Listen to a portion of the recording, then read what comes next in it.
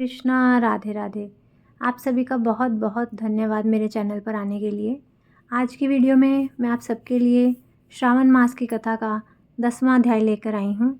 अगर आप मेरे चैनल पर नए हैं तो मेरे चैनल को सब्सक्राइब कर लीजिए और साथ ही बेल आइकन को भी प्रेस कर दीजिए ताकि हर वीडियो की नोटिफिकेशन आपको मिलती रहे। तो इससे पहले 9वें अध्याय में हमने शुक्रवार व्रत की कथा के बारे में श्रवण किया था। आज की अध्याय में हम शनिवार व्रत की कथा का श्रवण करेंगे। तो शुरू करती हूँ कथा को। बोलिए श्रावण मास की जय, बोले बाबा की जय।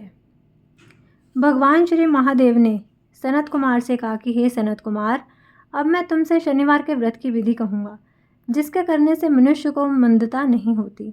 श्रावण मास में शनिवार के दिन 3 देवताओं श्री नरसिंह, श्री हनुमान तथा शनि का अर्चन करना चाहिए। दीवार में या खंभे पर नरसिंह जी की मूर्ति बनाकर लिखकर लक्ष्मी सहित जगतपति नरसिंह को हल्दी सहित चंदन, नीले अथवा पीले फूलों द्वारा अर्चना करनी चाहिए। खिचड़ी तथा हाथी चक्सान के नैवेद्य का भोग लगाना चाहिए। आप भी खिचड़ी आदि का प्रसाद पाकर ब्राह्मण को भोजन करवाकर भगवान नरसिंह को तिलों के तेल या शुद्ध घी में नहलाना चाहिए। शनिवार को सब कामों के लिए तेल को श्रेष्ठ कहा गया है। शनिवार के दिन ब्राह्मण तथा सुहागनियों को देह में लगाने के वास्ते तेल देना चाहिए। शनिवार को स्वयं सपरिवार देह में तेल लगाकर स्नान आदि से पवित्र होकर उड़द की दाल की चीज़ें भोग लगाने के लिए तैयार करनी चाहिए। इससे शनिदेव प्रसन्न होते हैं। इस प्रकार श्रावण मास के 4 शनिवार को शनि का व्रत करना चाहिए। ऐसा करने से मनुष्य के मकान में लक्ष्मी आकर निवास करती है, धन धान्य की वृद्धि होती है और निसंतान पुत्रवान हो जाता है। इस संसार में हर प्रकार का सुख भोग कर अंत में उसे वैकुंठ की प्राप्ति होती है। भगवान नरसिंह के वर तथा प्रसाद से उसकी दिगंत व्यापिनी सुंदर कीर्ति होती है। हे सनत कुमार, मैंने तुमको भगवान नरसिंह का उत्तम व्रत बतलाया है। इसी तरह मनुष्य को शनि का व्रत करना चाहिए। अब मैं तुम्हें शनि के व्रत के संबंध में बतलाऊंगा, ध्यानपूर्वक सुनो। एक लंगड़े ब्राह्मण या उसके ना मिलने पर किसी अन्य ब्राह्मण को तिल का तेल मलकर गर्म पानी से स्नान करवाकर ऊपर नरसिंह जी के व्रत में बतलाया गया भोजन करवाकर शनि के प्रियार्थ तेल, लोहा, तिल, उड़द तथा कंबल का दान करना चाहिए। इससे शनिदेव प्रसन्न होंगे। मन में ऐसा विचार करना चाहिए। शनिदेव को तिलों के तेल से नहलाना चाहिए। शनिदेव की पूजा के लिए तिल, उड़द तथा चावल उत्तम माने गए हैं। हे सौम्य, अब मैं शनिदेव के ध्यान के संबंध में बतलाऊंगा। आप सावधान होकर सुनिए। शनैश्चर का रंग काला है, गति मंद है, कश्यप गोत्र है। शनि का जन्म सौराष्ट्र देश में हुआ है। सूर्य नारायण पुत्र वरदाता है। इंद्र नीलमणि तुल्य कांतिमान है। बाण, धनुष और त्रिशूलधारी है। गिद्ध की सवारी है। यम अधिदेवता है। कस्तूरी, अगर, चंदन तथा गुग्गल और नैवेद्य में उड़द की खिचड़ी प्रिय है। शनि के अर्चन में लोहे की प्रतिमा बनानी चाहिए। दान देने के लिए काले रंग का ब्राह्मण उत्तम है। उसे 2 काले कपड़े तथा काले रंग की गायें बछड़े सहित दान में देनी चाहिए और प्रार्थना और स्तुति करनी चाहिए। ध्यानपूर्वक सुनो। राजा नल का राज्य जब चला गया तो राजा नल ने शनिदेव की आराधना की थी। शनिदेव ने प्रसन्न होकर उन्हें दोबारा राज्य प्रदान किया था। मनुष्य को चाहिए कि वह इस प्रकार शनिदेव की आराधना कर कहे कि मेरे ऊपर शनिदेव प्रसन्न हो। नीलांजन के तुल्य कीर्तिमान, अति मंद भ्रामरी छाया नामक स्त्री से सूर्य द्वारा उत्पन्न शनिश्चर को मैं नमस्कार करता हूँ। मंडल कोण में स्थित पिंगल नामक शनिदेव को मैं नमस्कार करता हूँ। हे देवेश, मुझ अति दीन पर कृपा करो।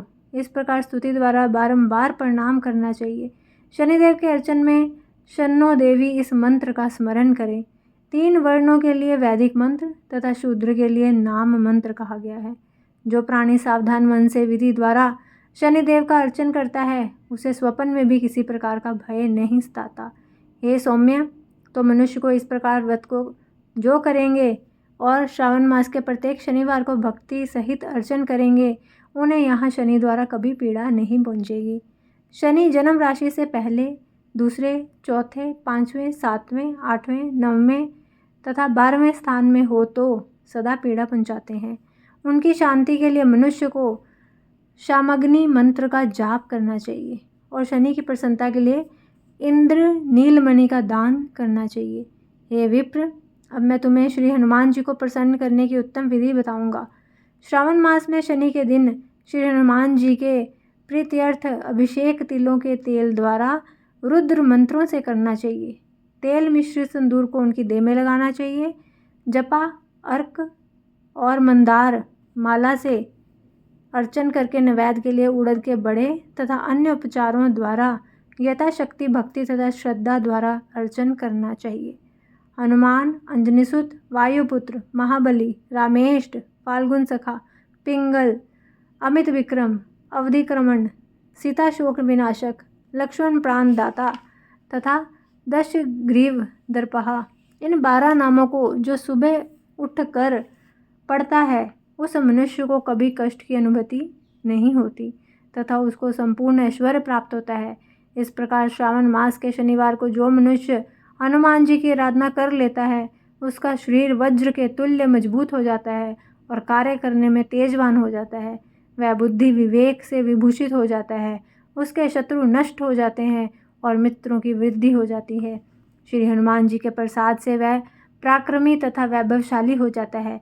श्री हनुमान जी के मंदिर में बैठकर जो प्राणी हनुमत कवच का 1 लाख पाठ करता है वह अनिमा आदि सिद्धियों का साधक हो जाता है तथा उसके दर्शन से यक्ष, राक्षस तथा बैताल तुरंत भाग खड़े होते हैं। शनिवार को पिप्पल का स्पर्श तथा अर्चन करें। शनिवार को ही पिप्पल का स्पर्श करना चाहिए, इसके अलावा और किसी दिन पिप्पल का स्पर्श बिल्कुल नहीं करना चाहिए। शनिवार को पिप्पल का स्पर्श करने से सब रिद्धियाँ बढ़ती हैं। वैसे तो पिप्पल का अर्चन 7 दिन करना चाहिए, परंतु श्रावण मास में अत्यधिक करना चाहिए। बोलिए श्रावण मास की जय, बोले बाबा की जय। अगर आपको मेरी वीडियो अच्छी लगे तो कमेंट करके ज़रूर बताइएगा और मेरी वीडियो को ज़्यादा से ज़्यादा लाइक और शेयर कीजिएगा। मिलती हूँ अपनी अगली वीडियो के साथ, तब तक के लिए सभी को हरे कृष्णा, राधे राधे।